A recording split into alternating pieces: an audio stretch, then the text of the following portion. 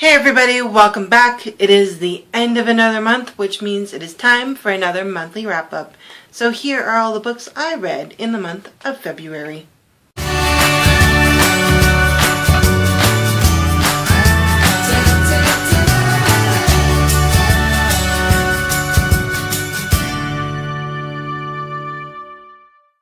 I usually begin my monthly wrap-ups by telling you guys what I didn't read. I'm, again, changing a little bit of the format because I had a really indecisive month. I DNF'd so many books, and it was only after reading like the first chapter or the first page or just being really indecisive and just not wanting to read that book at a time. So I'm actually not going to discuss the books I DNF'd in my wrap-ups anymore. I will leave, of course, my Goodreads profile has a DNF shelf where I try to leave a little blurb as to why I DNF'd certain books. So if you want more information on books I DNF'd and why I DNF'd them, they will be in my Goodreads page. I will mention though that I finally DNF'd the Space Trilogy by C.S. Lewis.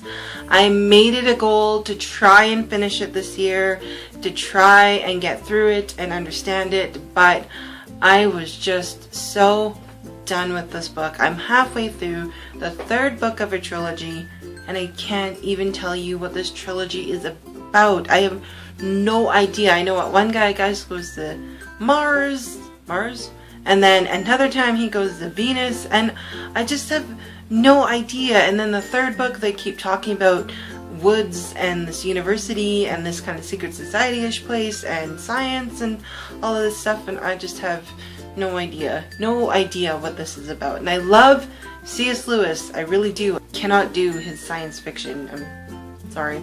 If you have a bit more of an academic mind, this would be a great book for you, but I am not that strong of an academic. I'm not Tolkien. Tolkien loved this. I'm not Tolkien. But for the month of February, I kind of kicked it off with a Melanie Dickerson beginning. The first book I read was The Golden Braid, which is the sixth book in the Hagenheim fairy tale retellings by Melanie Dickerson. I loved this book, and I had read at one point that it was happening at the same time as The Princess Spy. So the kind of middle and ending of this book happens during this book, and I completely forgot about it when I picked up The Golden Braid. So when I was like halfway through The Golden Braid and picking up toward the end, a lot of these events were clicking together and I was realizing that they were overlapping, and I got really excited because it was awesome to kind of connect the two stories and to see that other story from a different perspective and seeing some of the events that happened in there from the behind the scenes look. So it was really awesome.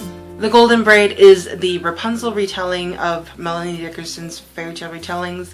It is the young girl Rapunzel who lives with Gothel, her mother, and her mother is extremely overprotective and constantly telling her about the dangers of men and how they will use and leave you once they've got what they wanted from you. Rapunzel has extremely long hair down to the floor. Because of Gothel's fear of keeping Rapunzel kind of hidden and away from men, they are constantly on the move. So when they were moving to Hagenheim, they come across bandits on the road and are rescued by Sir Garrick. Further down the road, they are able to kind of return the favor and rescue Sir Garrick. And with that, she kind of becomes friends with Sir Garrick. Events kind of ensue where he's kind of stuck in bed, and he teaches her to read, which is her greatest desire, and they start to become friends.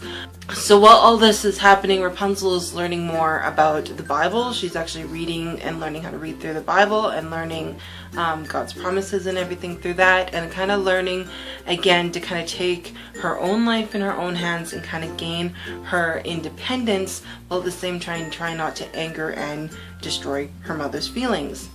This book had great strong characters. It had great strong female characters. It had awesome flawed characters at the same time too, so there was a bit of realism to them. It had great elements of the fairy tale retellings without being too fantasy but very realistic, and I really like the realistic fairy tale retellings that Melanie Dickerson tells. It was a fun read. It got a little slow at some points, but it kept me going, especially when we got to connecting to the Princess Spy. I gave this book a 5-star rating because of course it is Melanie Dickerson and it was a great story. I am so excited for her 7th book in the series because I hear it is going to be a Little Mermaid retelling, and I haven't actually read a lot of Little Mermaid retellings, but this fairy tale retelling series is probably one of my favorites next to, of course, the Lunar Chronicles. The second book I read in February was another Melanie Dickerson book, and this one was not in the medieval setting. This one is her first book in the Regency Spies of London trilogy. This is set in the Regency time period, very Jane Austen-y style, and had a different take than her fairy tale retelling series. I thoroughly enjoyed this series. This is about Julia Gray, who lives with the Wellherns, her aunt and uncle, who just are acknowledging the fact that she is not better than them, that she is beneath them, she has no prospects, and are just her companion to their daughter, her cousin, and they treat her very poorly. They don't abuse her, but they just treat her beneath them and like she's just their poor relative that they had to take in. Nicholas Landry is a British soldier who is returning due to injury. He was asked to carry home a diary from a friend that died on the battlefield, and this diary throws him into a whirl of conspiracy and mystery after the diary is stolen and discovered to be full of code. This code could unlock a dangerous plot to overthrow the British battle against Napoleon. Nicholas Landon follows some leads, which leads him to the Wellherns, where he befriends Julia Gray, their ward, and tries to enlist her help to help him save England. I absolutely adored this book. It had a very strong Jane Austen feel. It had a couple of elements from a Jane Austen book. I really enjoyed at one point, Julia's friend was talking to her about some of the books that Catherine read in Northanger Abbey, so those are mentioned in there. So it really showed that Melanie Dickerson put her research into the time period that she was writing, as well as implemented those Austen moments and those Austen elements without being copycatish. She elemented them so seamlessly into the storyline, and they were great to show the inspiration, but not the copycatness of it, if that makes any sense. So it was a great take on that kind of Jane Austen feel. Now, I was a little disappointed with the mystery part of it. It wasn't a huge mystery to it, but the espionage part of, okay, this is what is going to happen. We need to find out how, when, where, who. But we need to find a way to do that. So that's where that whole espionage came in. There's a lot of other little mini story threads that kind of threaded throughout the story, and it was really nice to see how they all connected in the end. There was one story thread that was so barely there throughout the whole book, but it was more prominent in the ending of the book, and then when it did end up and wrap up, you kind of wondered why that story thread was even wrapped up and why that needed to be in at the end. But other than that, little bits of it, I thoroughly enjoyed all of the characters. Again, Melanie Dickerson writes another strong female character who has her flaws and her insecurities, but then kind of rises above them and becomes something better. I really enjoyed her characters of Julia. I found her relatable and approachable, and I really, really liked her. And I also adored Nicholas Landon. The guy basically walked out of a Jane Austen novel. He was great. He was dashing and heroic and everything that you would want in a Regency time period hero. For A Spy's Devotion by Melanie Dickerson, I gave it a 5-star rating. I thoroughly enjoyed Melanie Dickerson's take on a Regency time period. I love the time period and the social aspect and the courtesy and the mannerisms that came with all of that, and I really liked how Melanie Dickerson portrayed that, which is why I gave it a 5-star rating. After reading a Regency time period story and the world Melanie Dickerson created, I wanted to kind of continue in that same kind of time period. I did, however, stumble across Jacobi by William Ritter. This book I had seen on Sam's channel from Novels and Nonsense, and I had kind of seen it around, floating around in my recommendations on Goodreads. Now, when Sam had talked about it, Novels and Nonsense, she said it was blurbed as a Doctor Who meets Sherlock. And that intrigued me. I had also read that on Goodreads, so I decided to pick it up because I am a fan of both. And boy, Were they not kidding? Wow. That book was like running a marathon. As soon as you opened the covers of that book and read the first 5 pages, it was almost like that book literally took your hand and yelled, run, and you were just going and going and going and going throughout this story. I read that book within 2 days. The only reason it probably wasn't within less of a time is because I'm an adult and have to go to work. Other than that, I probably would have read this book in one sitting. It was amazing. Jacobi is about a young lady named Abigail Rook, and everything is written from her perspective. She is from England. Her father is a paleontologist who goes around on archaeological digs, and her mother had ideas of grooming her into a practical young woman of British society, whereas Abigail wanted to dash off on adventures with her father. Abigail does so and ends up in New England, United States, and bumping into Jacobi. She takes on this very peculiar job posting and ends up being assistant to the detective of the paranormal. Jacobi has a special gift that he can see the fantasy, kind of the creatures, the mystical creatures, the fae creatures, and other things that normal people miss. So Abigail is then taken on this whirlwind of adventure and just wrapped up into this mystery of these people being murdered and killed, and is dragged along on this Sherlock type of mystery. Now, what I liked most about this book is the whimsical and the fantastical part of this. Now, many of you probably realize too in my 25 facts about me that I don't read a lot of paranormal. I do have a couple exceptions though, like anything with Doctor Who, Merlin. Like, if anything is kept very fantastical, very fantasy, very fictional, then I can handle it. Once it becomes too realistic and too realism and spells and sorcery and very demonic and deep, that's when I kind of draw the line at paranormal. With Jacobi though, it kept it very light, very fantastical. Even though it had some dark moments, it was still very fictional dark moments. It wasn't anything too realistic that kind of made me want to back off. It was still, there was dark moments, but they were still very fictional and very fantastical dark moments. Now, what I liked about Jacobi is that it was such an action-packed book without being too overdone, without missing any information, and without missing character development. If you like Doctor Who and Sherlock, you will love this book. Jacobi reminded me so much of Benedict Cumberbatch's Sherlock, with a huge dash of David Tennant's 10th Doctor, as well as a little bit of mix of Christopher Eccleston's 9th Doctor. So you had this wacky zany character dressed in a zany costume. You had all the police who just kind of wrote him off as an idiot, which of course happened to Sherlock in the BBC show. And this young girl tagging along on this fantastical journey. You have a ghost for a landlady and a mallard duck with an attitude. And whatever you do, do not stare at the frog. And that is all I'm going to tell you guys about this book, because you need to go read it. It was awesome. Seriously, Doctor Who Sherlock fans, drop what you're doing right now and go get Jacobi from the library or pick it up. It was fantastic. I gave it a 4-star rating just because some of the paranormal stuff did get a little dark for me.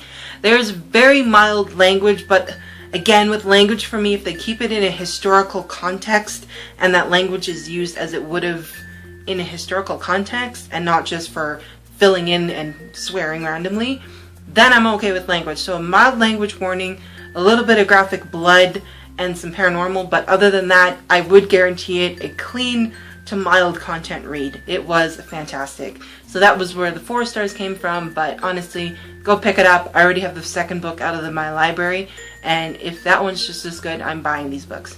I next moved on to another fairy tale-ish filled book, and that is The Land of Stories, The Wishing Spell, Book 1.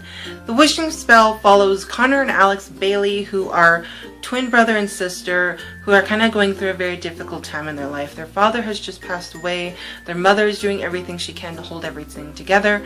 Alex is a brilliant child and knows the answer to everything in school, whereas Connor is having trouble staying focused and staying awake and staying on the good side of his teacher. Everything, though, goes really well when their grandmother visits them for their birthday. They absolutely adore their grandmother. She's one of the last connections they have to their father. For their birthday, the grandmother gives Alex and Connor the fairy tale book that they remember all of these beautiful stories that their father and grandmother would tell them. A bunch of shenanigans ensue, and Alex and Connor discover that their book is actually a portal to that fairy tale realm, where they meet all of these incredible creatures. They meet Cinderella, Sleeping Beauty, Snow White, Little Red Riding Hood, Goldilocks, Jack and the Beanstalk, and all these other fantastic characters. They go on this insane journey and try to find their way home by collecting these items to produce the wishing spell. While they are trying to find their way home and get these items for the wishing spell, the evil queen is on the loose and also looking for the items of the wishing spell. You get to discover more behind the scenes of the evil queen story, as well as discovering some of Alex and Connor's past as well. Now, at first this book was a little slow moving for me. It had that great aspect of all the fairy tale stuff, which of course you guys know I absolutely adore, and I adore books where you end up in a different world, in a magical world. Halfway through this book, however, I felt like it was the same as every other book that ends up in a magical world, and I was getting kind of disappointed with it. However, once I got past that slow part and that disappointment, and some things that happened really took off and really made the rest of that story that much better. I have since taken out the rest of the series that is currently published. I know there's a 5th book coming out, but I have the 2nd, 3rd, and 4th book out, and I am looking forward to reading that as they incorporate more of other fairy tales and fictional literary characters in those books. So it kind of sounds like Once Upon a Time, but for kids. I really enjoyed them. They are fantastic middle grade series, and they're just great for all ages, and they had a lot of elements in them. There's a couple, they're not swears, but there's some crasser slang words in there that the kids use, but of course with this middle grade book I would guarantee it a clean and fun read. So for The Wishing Spell by Chris Colfer, I gave it a 3-star rating on Goodreads just because it had a couple of slow moving points here and there, but it really did pick up toward the end. The last book I read this month might be a surprise for people, but I read the Harry Potter and the Philosopher's Stone by J.K. Rowling. This is actually my 2nd time reading Harry Potter and the Philosopher's Stone. When the books were first published, I was in grade 10 or 11 in high school, and we were getting them as they were being published in my school library. I have read the 1st and 2nd book before, but then kind of tapered off. Now, I'm not too concerned about the next book. I haven't even finished all the other books, and I've only ever seen clips of the movies. I've seen the first 3 solidly, but after Goblet of Fire, I just kind of saw clips and pieces. So with everybody getting themselves resorted, I thought I would sort myself for the first time, and I am officially a Hufflepuff. And seeing as a lot of my BookTube friends are in the Hufflepuff house, I think I'm going to stay put. I like being in the Hufflepuff house.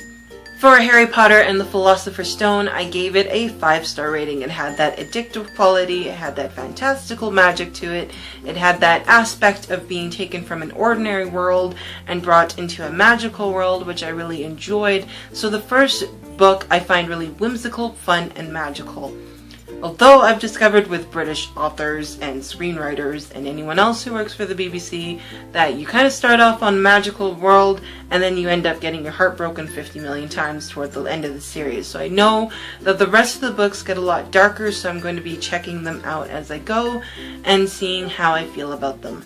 So there you have it. That is what I am currently reading, and that is what I read for the month of February. If you guys want any more information on any of these books, leave your comments down below. I would love to chat with you. As always, you can follow me on Twitter, Instagram, and Goodreads. We can be friends on there as well and chat. And as always, guys, thank you so much for watching, and I'll see you next time. Bye!